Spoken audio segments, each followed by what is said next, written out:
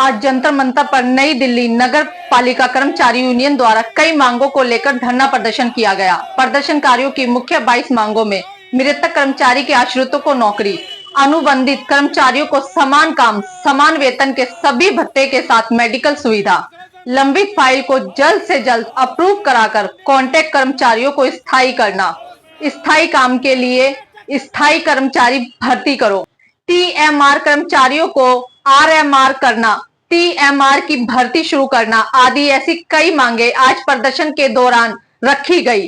तो चलिए आपको प्रदर्शनकारियों से ही सुनवाते हैं।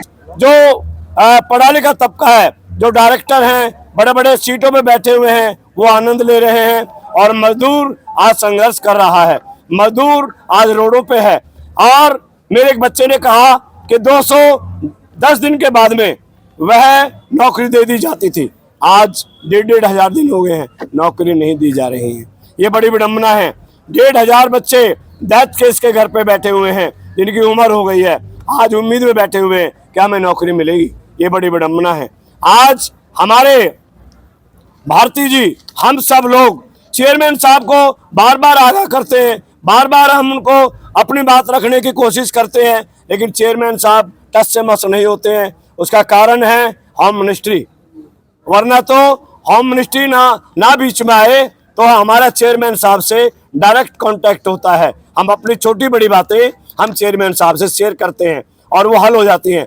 जैसे मैं उदाहरण के तौर पे बताता हूँ, वर्कशॉप में आज सारे कर्मचारी बखेर दिए गए हैं, सारे लोग हटा दिए गए हैं। किसी की कोई ड्यूटी लगा दी, किसी की कोई ड्यूटी लगा दी, जो उनकी ड्यूटी है उससे वंचित कर दिया। क्या समस्या हो गई कि आपकी एनटीएमसी की बात नहीं सुनती, क्योंकि एनटीएमसी के बड़े सीनियर कर्मचारी आप खुद हैं। आखिर क्या कारण है कि आपको जंतर मंतर पे आना पड़ा?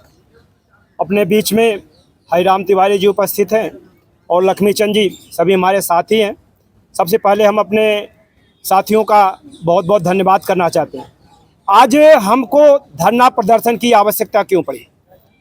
26 जून को चेयरमैन साहब, हमारे सभी मेंबर, मंत्री, सभी लोगों ने वायदा किया था कि हमारे जितने भी मृतक कर्मचारी हैं उनके बच्चों को हम नौकरी दे देंगे, हम सारी समस्याओं का समाधान कर देंगे। लेकिन 1 साल हो गया, चेयरमैन साहब, प्रधानमंत्री जी, गृह मंत्री जी, उपराज्यपाल जी, मुख्यमंत्री जी, आप सभी लोगों से मैं कहना चाहता हूं कि ये पत्र के माध्यम से हमने हजारों पत्र आप लोगों को लिख दिया, लेकिन आज ये चेयरमैन साहब समस्याओं को सुनना क्या, बात करना नहीं पसंद करते हैं।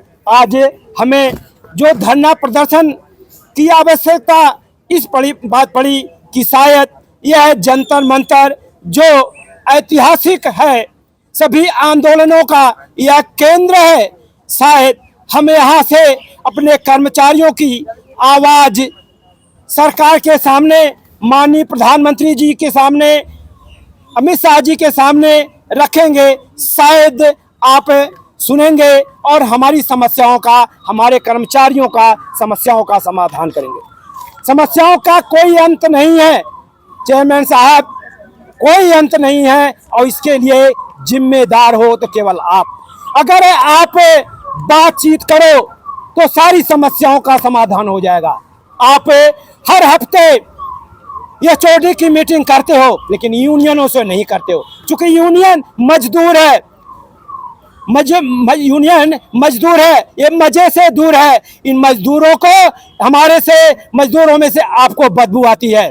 चेयरमैन साहब, हम सब लोगों के मेहनत से ही आज आप 2000 अभी पीछे कॉमनवेल्थ गेम हुआ, उसमें एनडीएमसी का हमारा उद्यान विभाग को पुरस्कार मिला, उसकी सराहना हुई, उसका पुरस्कार आपने ग्रहण किया। अभी स्वच्छता सर्वेक्षण हुआ, हमारा हेल्थ का कर्मचारी जो है वो मेहनत किया और आपने बहुत जल्दी आपने पुरस्कार ग्रहण किया है। हमारी बार बार मांग है कि आप हमारी मांगों को सुने, हमारे कर्मचारियों की मांगों को सुने। मेरी कोई व्यक्तिगत मांग है, यह आज हमने 22 सूत्रीय मांगों को लेकर के आज जंतर मंतर पर प्रदर्शन किया है। अगर आप बात कर लो तो 22 में से 12 तो खाली बात करने से ही हो जाएगा। लेकिन आप बात करने के लिए तैयार नहीं हो।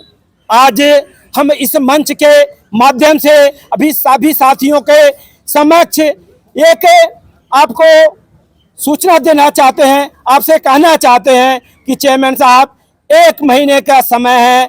आज हम 20 अगस्त को यहाँ पर धरना दे रहे हैं, अगले 20 सितंबर को हम पुनः बैठेंगे। अगर आपने हमारे कर्मचारियों की समस्याओं का समाधान नहीं किया तो हम 20 तारीख को बैठ करके अकेले आंदोलन की घोषणा करेंगे, जिसके लिए माननीय प्रधानमंत्री जी, माननीय गृह मंत्री जी, उपराज्यपाल जी, मुख्यमंत्री जी, प्रवेश वर्मा जी, कुलजीत चहल जी एवं सारे मेंबर इन सभी लोगों को जिम्मेदार हो गए। आज इतना ही कहना था।